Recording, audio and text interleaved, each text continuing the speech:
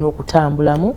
okusinziira ku gavumenti okuba nti yavuddeyo okuba tugamba minisita wa Kampala eyebeera gavumenti yavuddeyo nebategeeza nti beetaaga okuba nga bagenda mu bifo ebituufu we balina okukolera baweereddwa sabbiiti 2 okubanga bo bennyini beekozeemu omulimu bw'oba omanyi nti olinawo okolera nga toliwo mu mateeka babagambye beekolemu omulimu nga tebannaba kuba nti bakwatibwako. Minisita yavaayo n'ayisa ekiragiro kino era abatembeeyi bwe bali abagoba ba boda n'aba taxi basattira kubanga z'ennaku zitambula era we twogerera ziringa eziweddeyo sabbiiti 2 kasita ziggwayo kiba kitegeeza ekiddako kuteekesa mu mateeka. Ekitongole kya KCCA nga bakwatagana ne poliisi baba bateekesa mu nkolo kusanga ng'otundira ku kkubo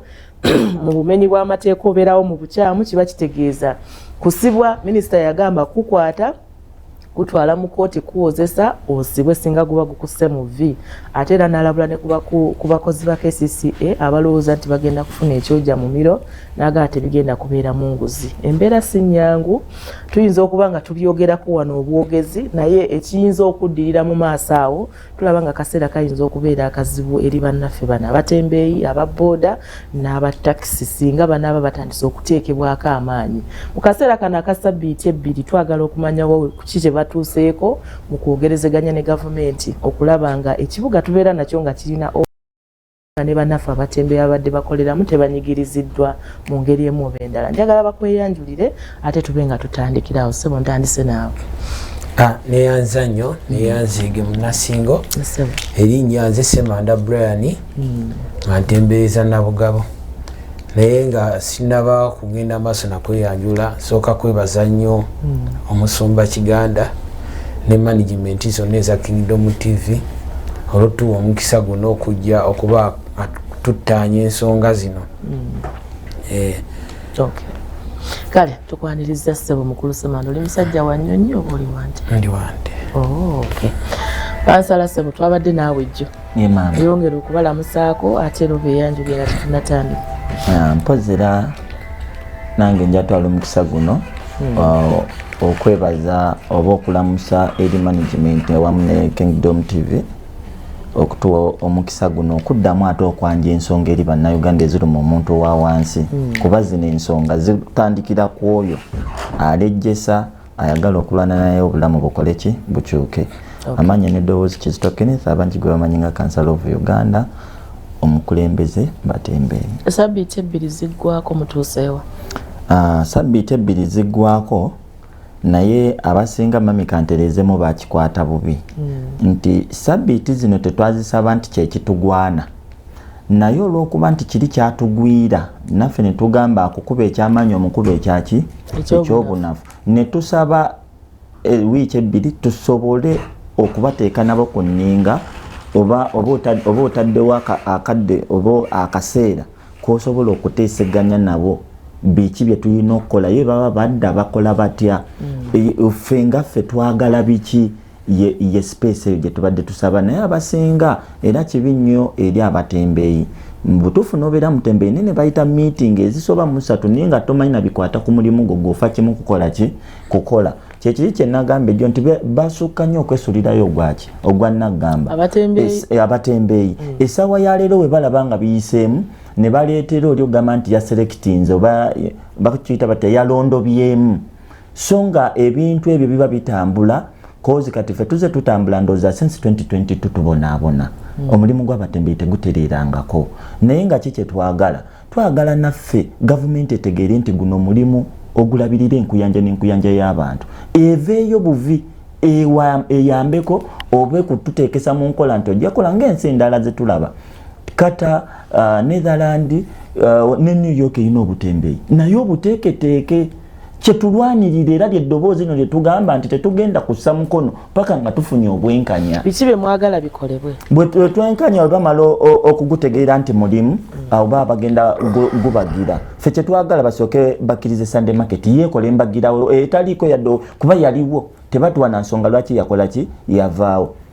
Ekyokubiri mu wiiki yonna esobola kulera olunaku lumu evening market nene tugamba ewerekere ng'etandika saawa 10 oba 11 ow'edduuka oba wakoze edduuka era saawa 10 n'ofuluma mu saawa ndowooza 12 oba wafunye edda ssente. Tweyagalize ng'abantu b'e Dubai waliwo bakola mu shifts ono nakola ku makyo ono nakola ki kati fe tuli bakiro eyo embeera tusobola okukola ki ogigumiikiriza ninga natandise kulaga bizibu bya kesesi byeteeka ku baana permanent injuries tulina munaffe muto wa media gutwabonabona naye ekiruddu adressinga byundu naguno gwakatawonanga ezo sitole tujja zibaletera muzikube kati ffe nga abamanyi obulumi batusiba we baagalidde batwala ebintu byaffe baagalidde ninga kaloni nakeewoze ebyo byonna byewooza katereroni tolina gyogenda kuwula katereroni omuntu atandikibwako akamali bakatwala eruzira bamutwala eruzira akamali bakatwala enakawa ezo zensonga lwaki twayimukiramu ne twerwanira nga tulaba bamidieta bwe bajja batwogerera ezo ensonga tebazikwatako wabula bafa kimu tuparedinga tutwala wa President Museveni ate ebifaayo tetubikola ki tetubitegeera ate gyogenda n'omugamba waali bagambye batya naye kati tulina opportunity nti buli kisigo kikwatako okuva ku ED okuva ku bakulira enforcement okuva wa Prime Minister wa Kampala tulina beera mu kafubo tutuula nabo ne tubagamba kino tekijja kukola kino kijja kukola kati gwe woba weebalamye enteekateeka ezo mazima ddala ogenda funirawo obwenkanya sebo twasisinkana kufuta nga mututte ekiwandiiko namutayiika eri obukulembeze bw'omukulu John Kabanda nga mulina bye musaba mwali musaba ki ffe tuze tulaba bannabyabufuzi ebbanga ddene buli akalulu ekaba kagenda otuuka bagamba tubawadde muli bantu baffe bamufuna mpola mukole ebyobufuzi bwe biggwa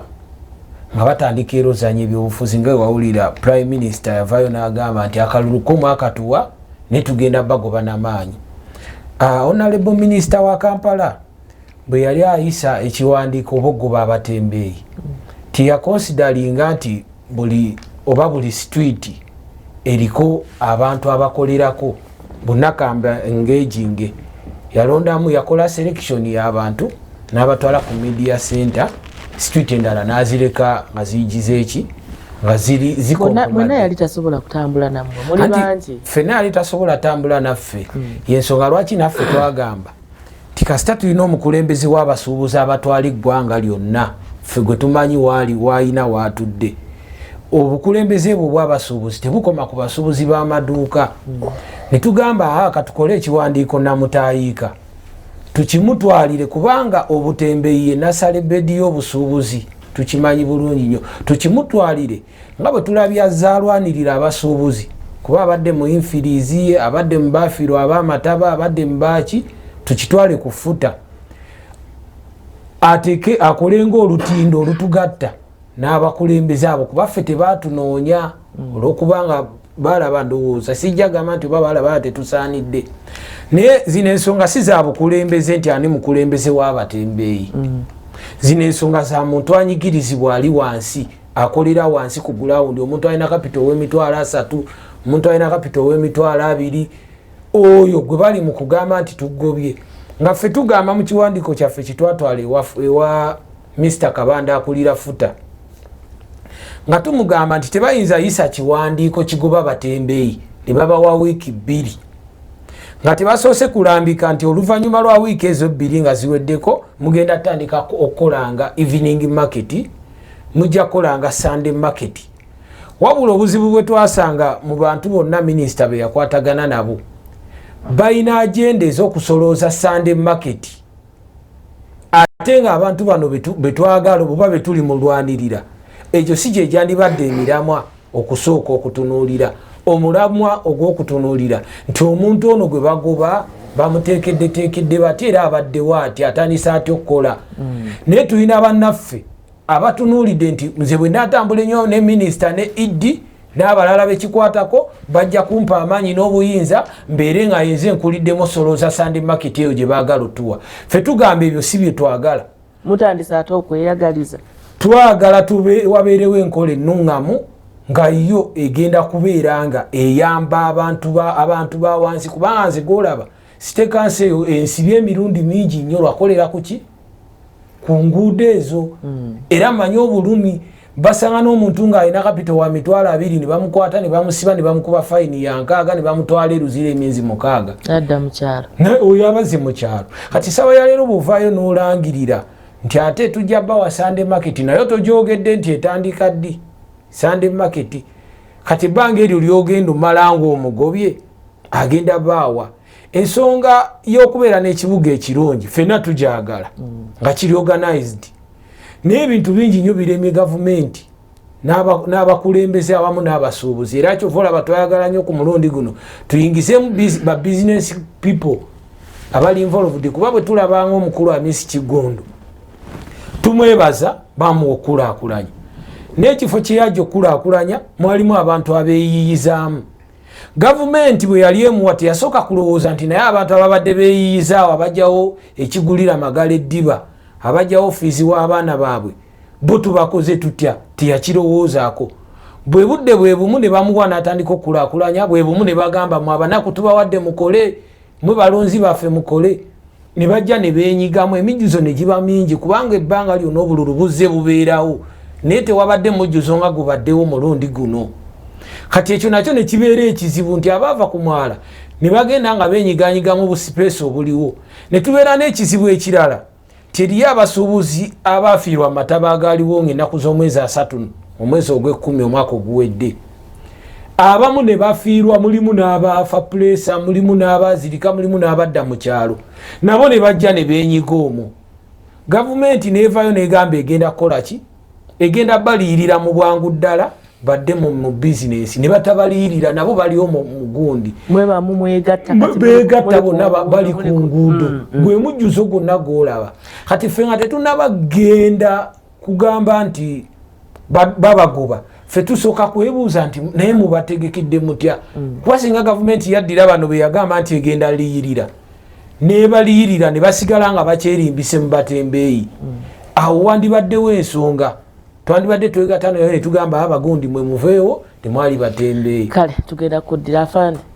ensonga z'abatembeeyi ekiragiro kyayise ne baweebwa sabbiiti 2 babinga baamuse enguudo baamuse emyala mbalaza kutambula kutaayaya mu kibuga kutundira omwo babenga bagenda mu butale bagamba mu butale emidaala egiriyo nagyo girimu abagirimu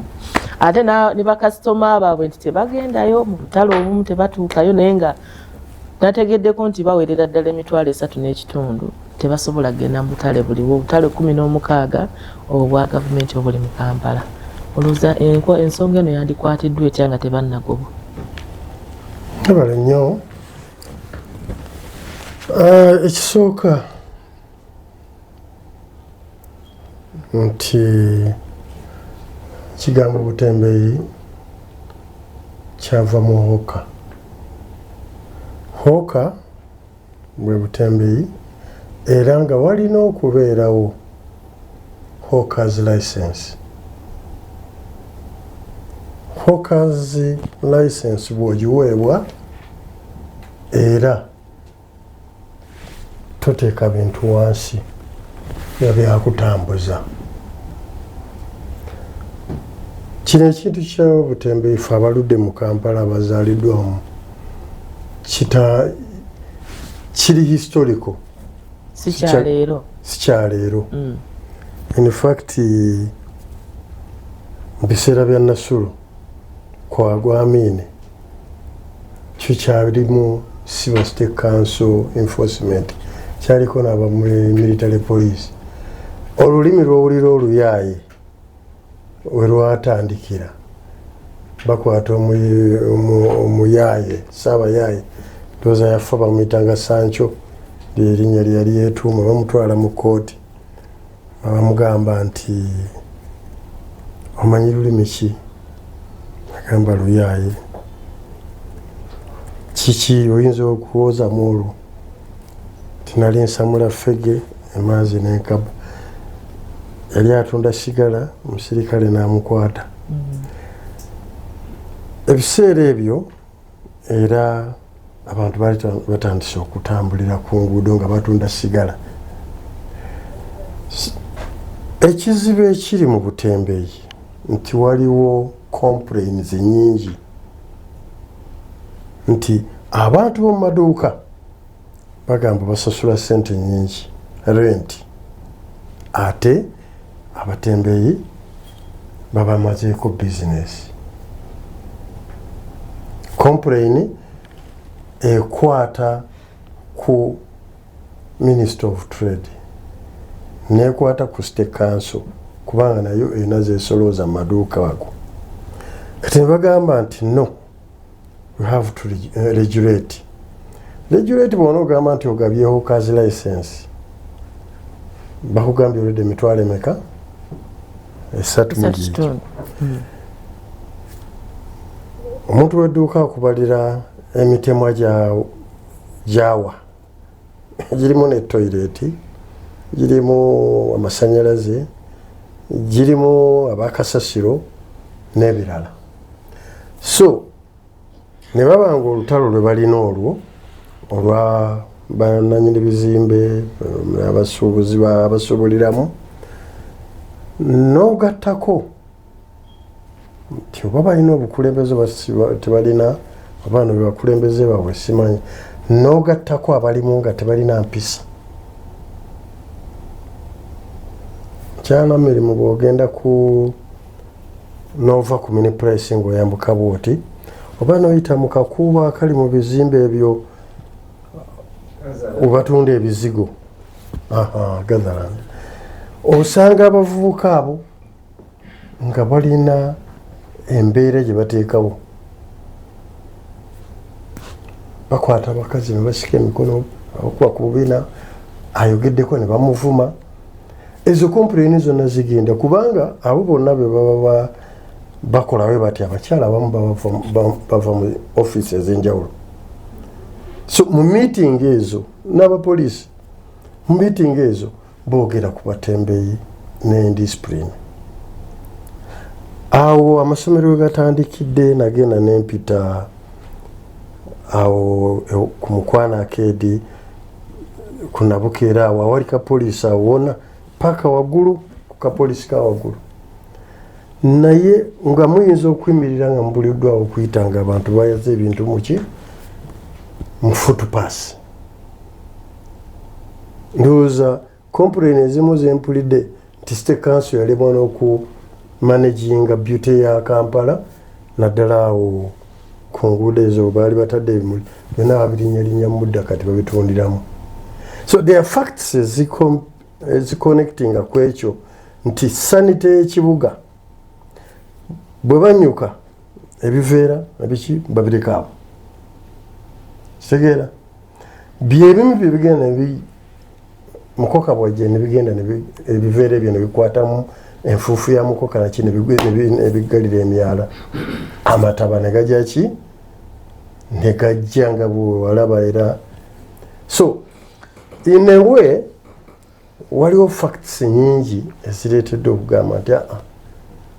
tugoberere amateeka bwogenda mu nsi zempiseemu afanye katono nnyo sikusaze kirimi byonna obyogedde abantu bano nga bagenda okuggyibwa mu kibuga ebyo birongooke balina kuteekebwateekebwa batya kyenenya city council ekisooka nze sitira kwagala kunjogerera oba kunoonyerereza ekisooka wabaddewo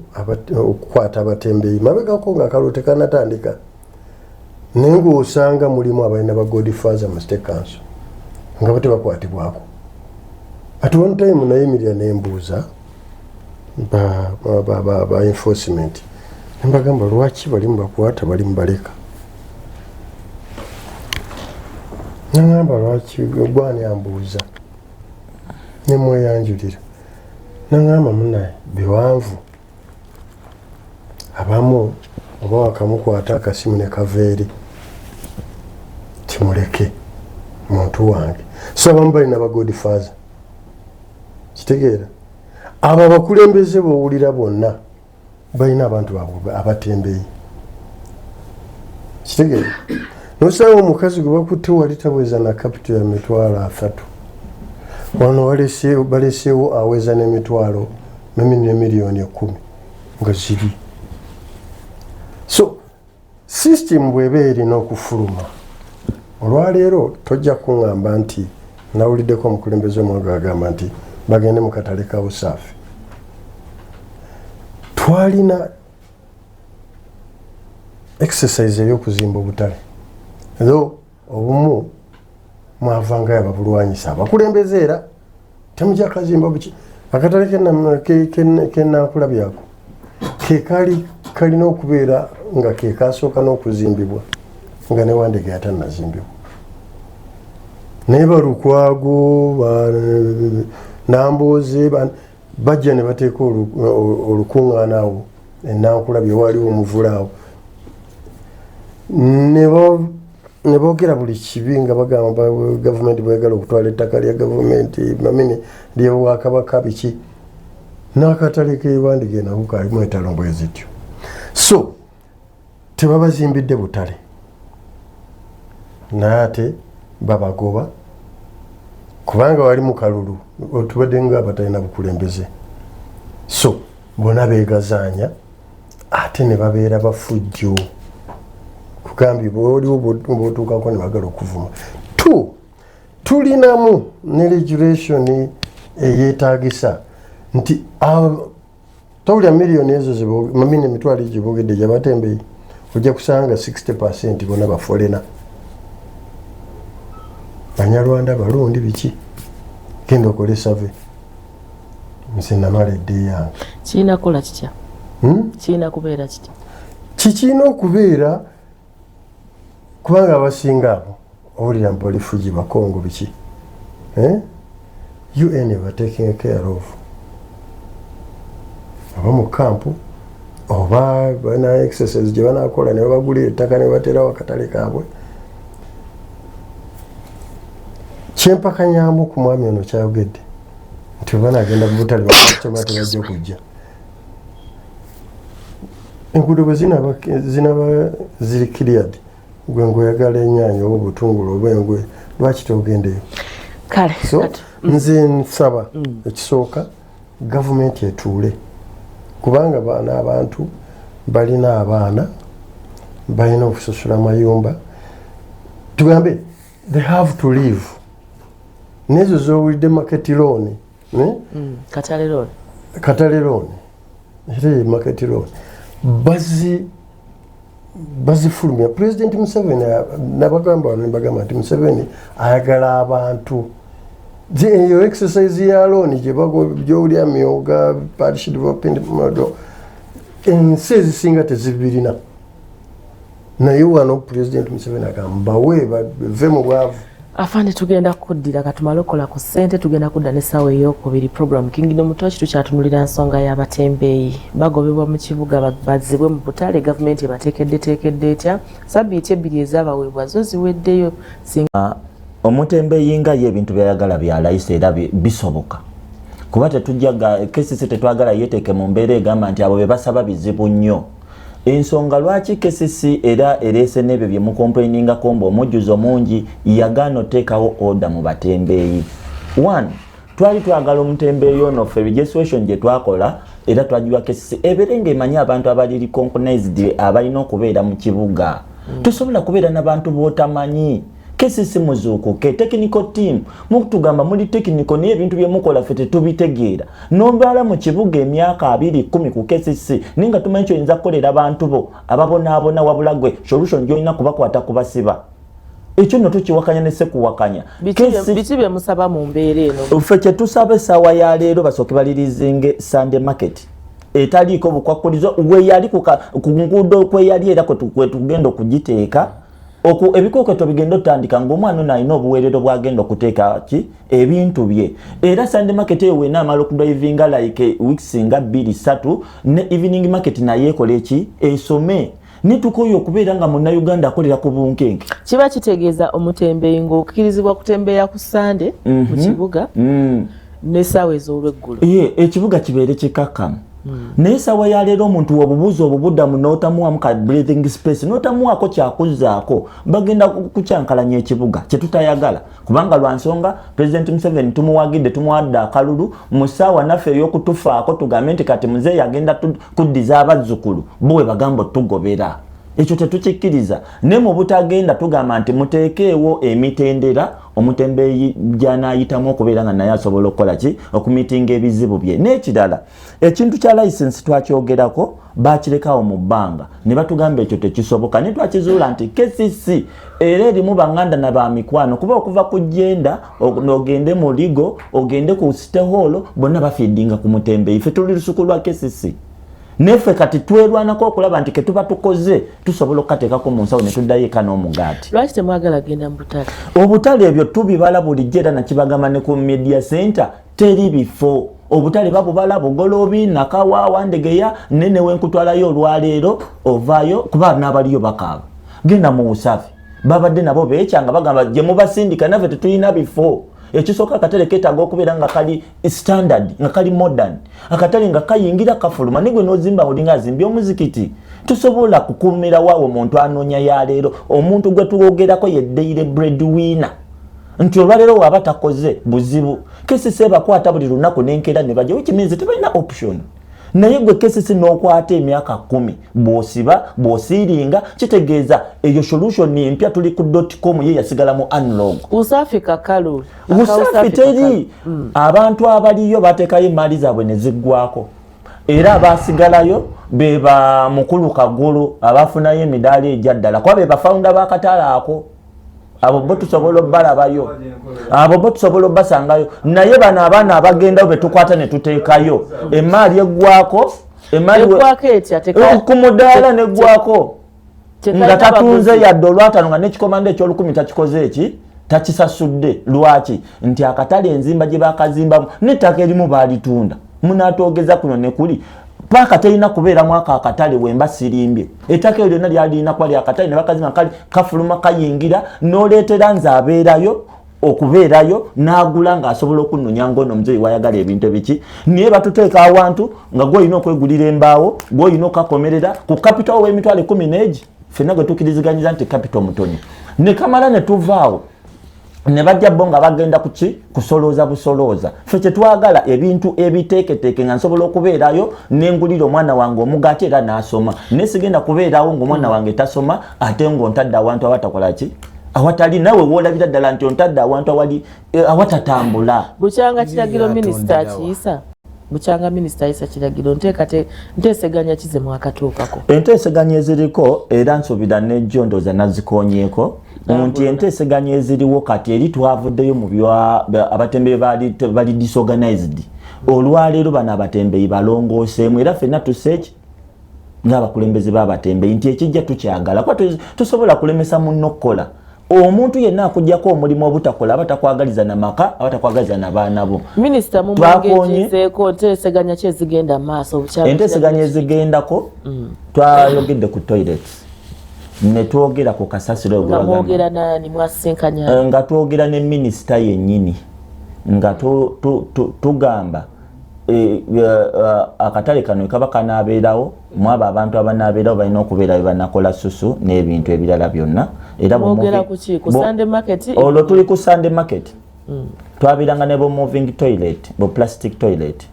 nga kamu kabisimba ku mutaasa kalala wali kaboozi nene ekyemmanga wano ngadda ku paaka enkadde. So kati ne tubimugamba ng'agenda kukwatagana ne Eddi wamu ne Meya Uhuru balabe engeri neki ne RCC. Mu bufunze Sunday market yegenda kutandika mu bwaguda. So mu bufunze Sunday market yo undi sure mu kamera z'ensi eno yonna ti Sunday market mu banga litali lya wala nnyo egenda kutandika.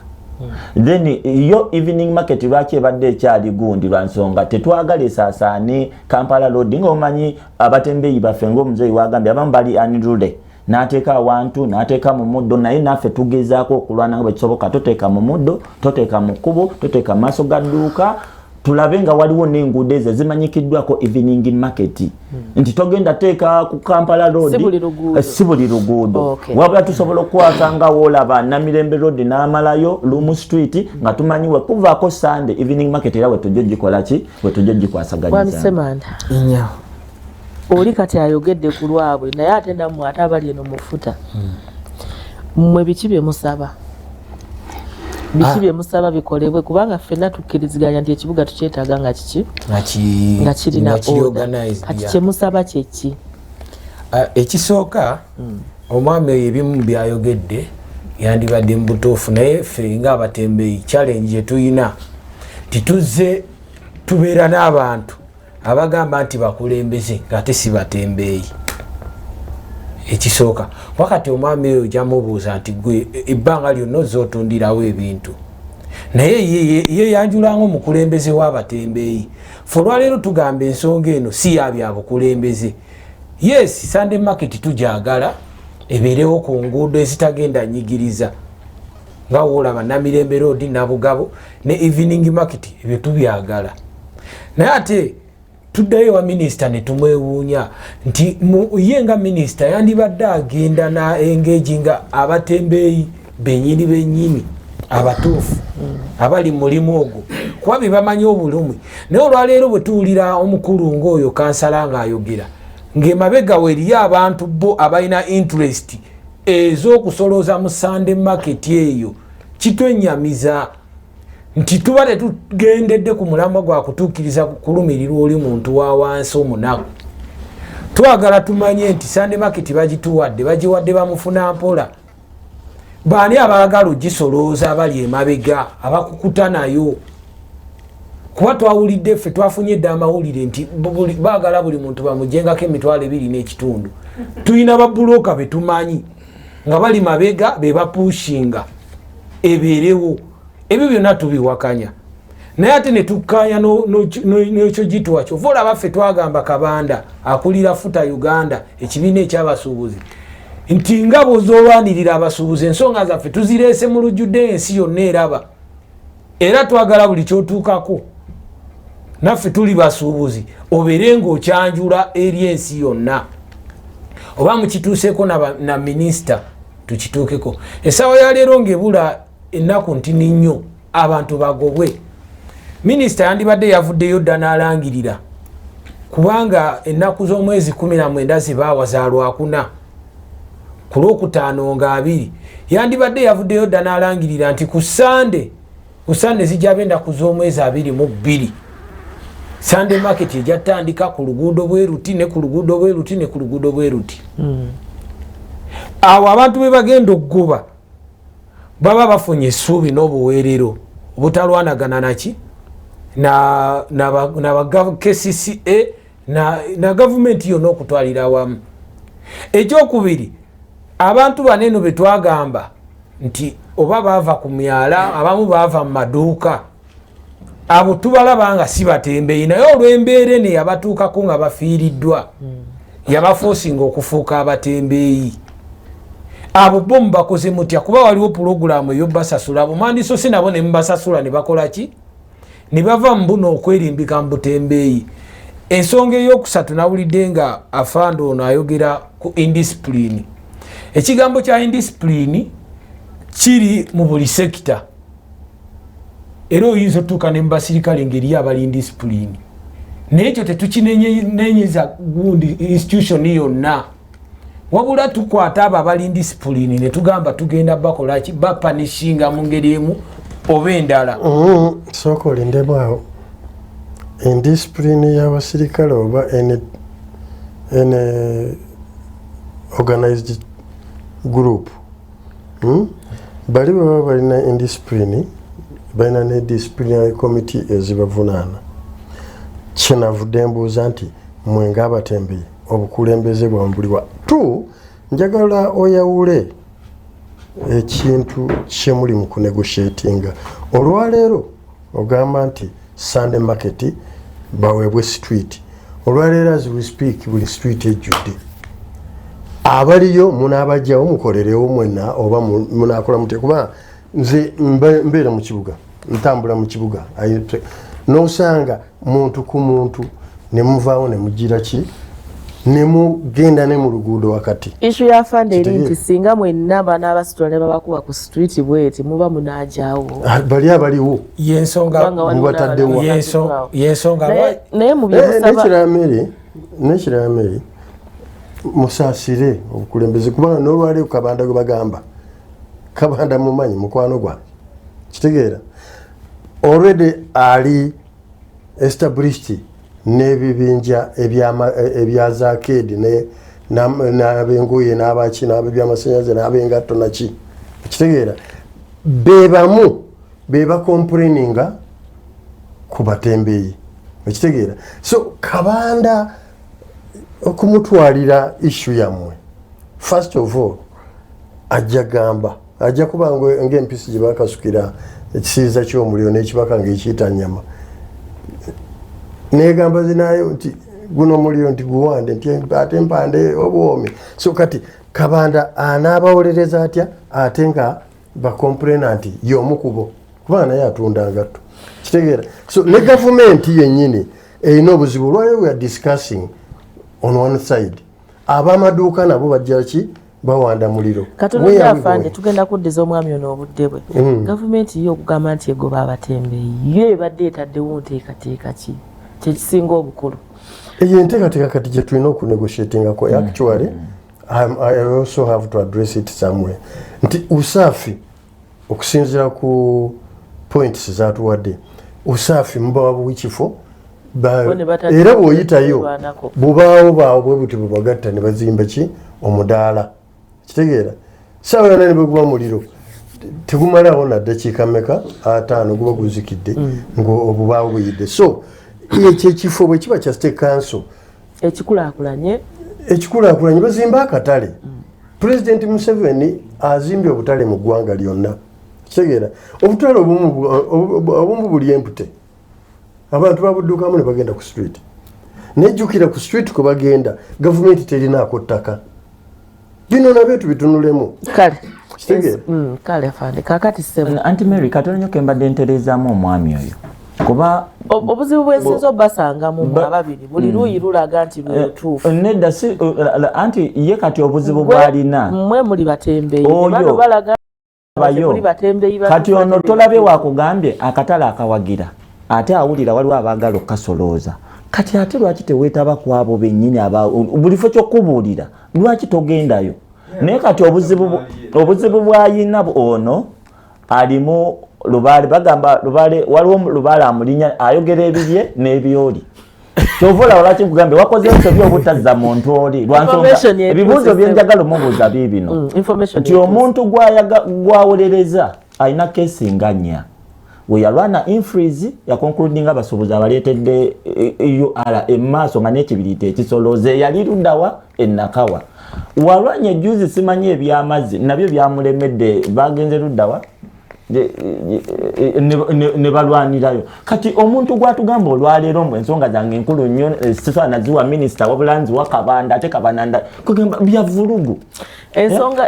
odirinze ne minisita kakati bunsobi ki kuba agezako tulaga minisita mubi nnyo naye Kabanda mutuufu ate nga Kabanda akugambye ejjo twabadde naye nga kugamba njagala minisita abalabe njagala Idi abalabe naye ekirungi nze yagenza okwogera nabo ng'ate nze nnya ne bendese mu meeting eyo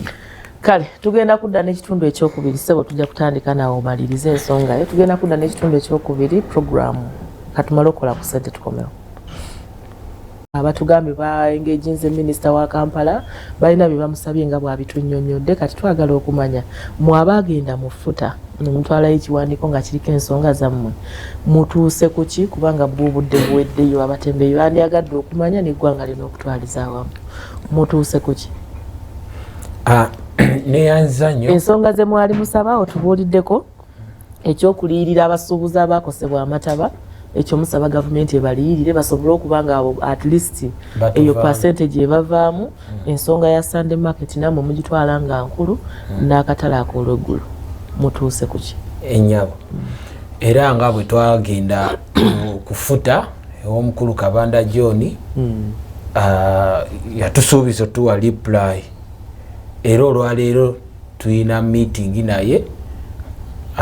mwagenda otubuulirira watuuse era oluva wano nsuubira tugenda musisinkana so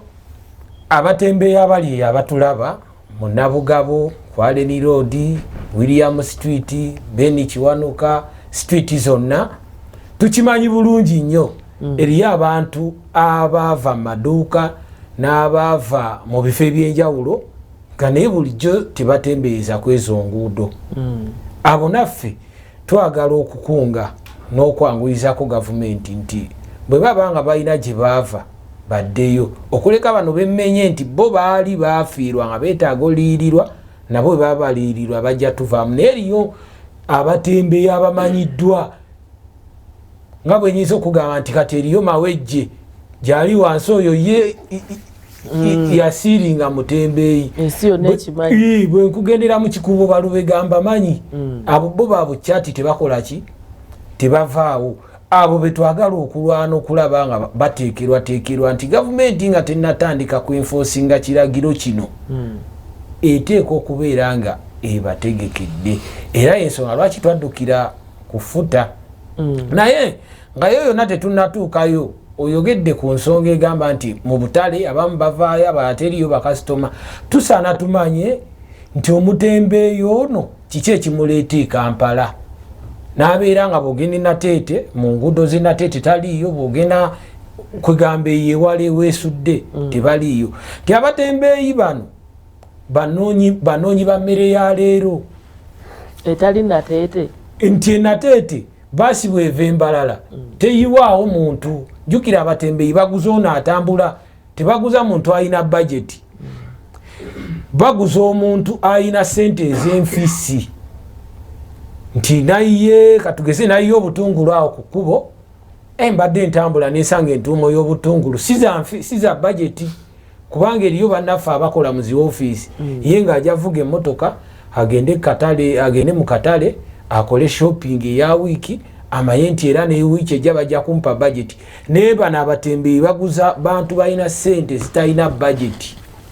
tye mbadde mpita nendaba olugoye luli mu dduuka bulijjo mmanyi lwa $5 kati ngisanze luli mu nkoloosi balutunda 55,000 abatembeeyi be baguza so n'ekyo gavumenti yeetaaga okukitunuuliramu ensonga endala gyenjagala okukoonako nti ffe nga abatembeeyi mwali musaba ekizimbe gavumenti ekibagulire mu Kampala mube nga mukolerako mwali musaba haamu abawe omwaliro ogwa waggulu ku bizimbe byazi ku maduuka gazimbye awo ku mwala nga mugamba nti waliwo abatembeeyi abakolerangawo okuva lwe yatandikawo pulojekiti y'amaduuka tebakyalina bye bakolera bwebale nnyo mu ebyo nga mulaba bisoboka webale nnyo ensonga eyo nayo gyogerako yes twalaba nga kisoboka nti kuba bw'otunuulira okuva ku Container Village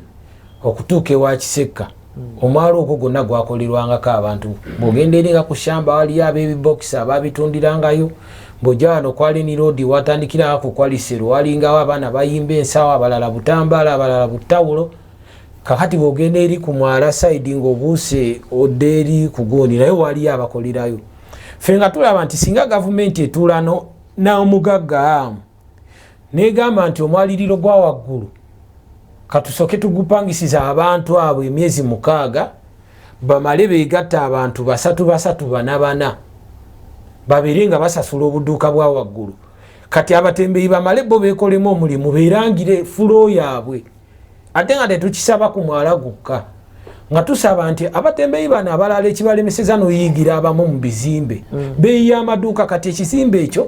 kyazimbibwa nga tumanyi nti n'amaduuka gano abeera ga bbeeyi rayisi essaawa ya leero edduuka lya $5,000,000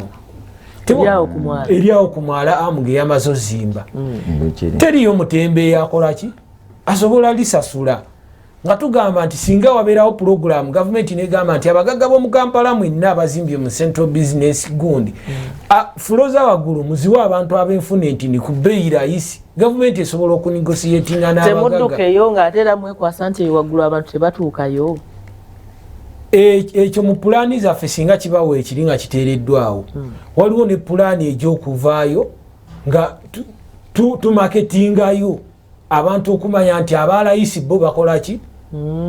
bali eri waggulu ensonga ey'okusatu gyempuliddeko afande gyakonyeeko eyogamba nti naate abasuubuzi beba complaininga ku nsonga z'abatembeeyi yesu omujjuzo mungi ffenna tetwandigwagadde abantu tebasobola kuwaguza kuyingira maduuka nga mwe muyiye wano ebyalayisi naye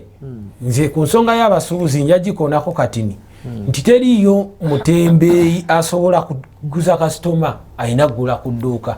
omuntu yavuddewo yimayagala ebintu bya $3,000,000 ate akyama atya ku muntu alina ebintu eby'emitwalo 5 amusuubuleko tekisoboka ekyo wabula nteekateeka yeyina okubeerawo ne tubeera nga tukwatagana ekirala bano abasuubuzi be bawa abantu bano enkoloosi ez'engoyi. Enkoloosi otegeeza ki? Enkoloosi ye muntu eyagenda e China n'atikkula ebintu ne bibeera mu dduuka ne bimala obwaka tugeze omwaka nga tebitambula. Bo ne bafuna abaana ne babiteeka ku mugende mubituyimbire rayisi mubufunze nabo babafunamu. Be basinga era be babibaweera ddala abo abasuubuzi ate ne bamala ne bacomplaininga. Kale tugenda tugendako gye muli. Producer nsaba oteekeko ennamba z'amasimu ku screen abaagala okuteesa ku nsonga zino basobole okuba nga bayitako bawe ebirowoozo byabwe oba oliawo n'ebibuuzo byabwe bayinza okuba bakyalinayo ebibuuzo eyo. Teekako ennamba z'amasimu tutandike okuba nga tuwuliza abali abatulaba kyemulowooza. Afande Mary, ekintu kino kinene okusinga bwe tukiraba. Ekiri ono aleme ku w'abantu information ya kibugwe. One, tulina ba investor traders aba China n'abayindi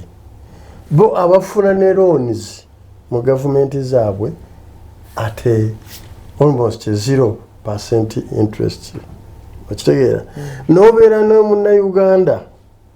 afuna loan ku 17 to 18%. Kweyo loan gyafuna nga wabaawo ne 20%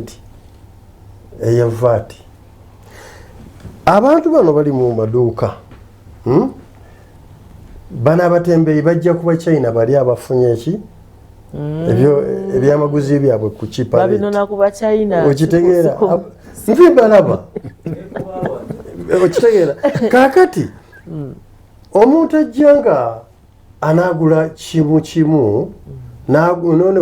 gwagirako omusuubuzi banjawulo. Olaba oluguudo lwa William Street nena kivubaawo zirole zitikkirawo zonna zitwala Congo, Sudan, Ludawa. Kitegeera nap country ebitundu ebimu. Bw'otunuulira gye basuubula ebintu obasangira mu maduuka g'Abachina okusinga. So kakati ono Munnayuganda asasula eryo edduuka lyayise erya $5,000,000 eyalidde looni eriko amagoba kitegeera yagira ki yakomplaininga nga ye kyatunda 2,000 omutembeeyi n'olukumi akikuwa. Okitegeera so tuli ku saidi y'abatembeeyi naye gavumenti bw'eneevaayo negamba nti okay twagala meeting y'abasuubuzi abamaduuka n'abatembeeyi olutalo lujja okubeerawo tojja dduwona. Pulezidenti Museveni agezezzaako nnyo okulaba nga ayimpawalinga omuntu wa wansi. Olwaleero nebaza General Damulira ne Major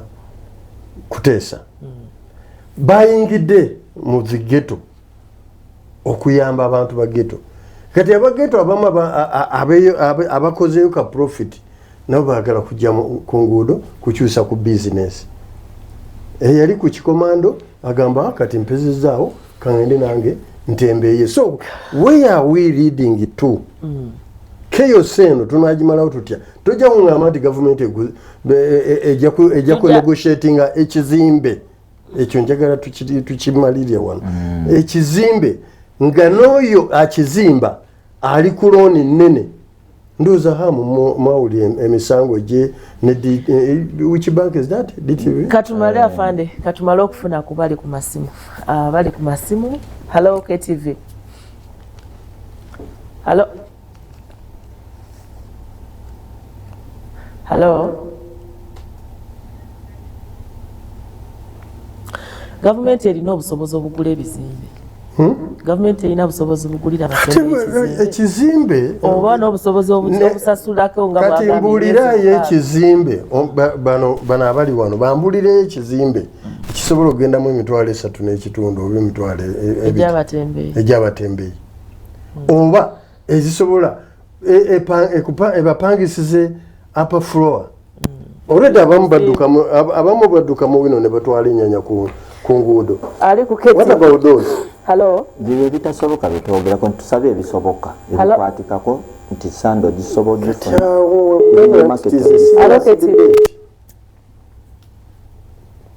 Hello.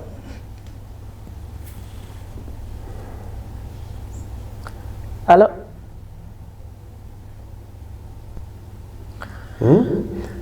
mwagala ebisoboka njagala ebitasoboka oyo omwami ayagala ate waggulu okupangisaayo nze njagala ombulire ya mukaaga okulako era jafuna mmere ayinamu mugamba osoteekayo saaluuni nga gwoteekayo bano bonna bajulira naye bano tebasobolayo nze nkubuulira abantu bagemba manyi hamu wamonitalinzeeko ng'azimba ku mwalo okwo aloke tv halo ali ku simu halo layini zirinako obuzibu halo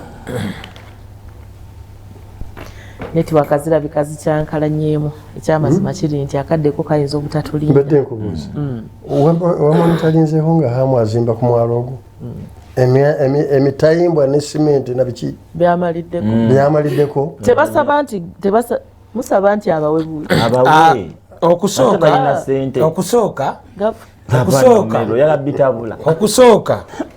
okusooka tusabye wamu okusooka tusaba bamuwe basaba gavumenti ebasasulireko emyezi 6 mu batembeeyi bano mulimu kategole bw'ogenda ku situiti osangayo abatunda ennyaanya n'obutungulu waliwo abayimba engoye empya n'emifumbo emikadde waliwo abayimba ensawo kakati abatembeeyi bonna ow'ennyaanya n'obutungulu tosobola bagatta n'abayimba zino ngoye tebigatta naye ki ekisoboka okukolebwa kisoboka okukolebwa nti bano ababa bakkiriza ababadde bayimba engoye katumanye nti gavumenti ebakwatiddeko emyezi 6 ebasasulidde waggulu bo bagende eyo kati n'ab'obutungulu tumanye nti bo tugenda bateeka wano eno oba bo bagenda kugira mu puroguramu ya evening market kati ng'abagenze waggulu mu bizimbe mu katale k'olwegulo tebakkirizibwayo byonna zisobola obeera regulations gavumenti nga awo bokendeza omujjuzo fatulwana kutukendeeza mujjuzo oba ffe twatukano bagamba abaana abasomye ffe abakulembeze batuwe gundi ebindosinga mu gavumenti bafune emirimu kuba kati nze sekuritale waffe yasoma bwa banka mu Centenary ne covid olwajja ne bamusalako ne tumanya ku Lulu Institute kubako abatembeeyi 3 10 kisomyeko tukisabira emirimu mu gavumenti 10 bakoye mukyangabaawo yali alabyewo nga balanga emirimu mu gavumenti olaba tebagira kabasonga tewali procedure ekitegeera bw'ogenda Nigeria Lagos naye obeerayo abatembeeyi naye babeera n'ebifo byabwe ekitegeera naye bakugamba osanga omutembeeyi nga wa diguli 3 amwe dokita yo nazikugirayo nga ntuufu kati ekyo omuganda wange ministry za Uganda ziri mmeka tezijja kweyongerako yaddeegi ekitegeera ate tojja kujjayo baekozi baliyo oweeyo oyo gogamba so tulina ba streetology bangi abanoonya emirimu nga balina diguli ne bbiri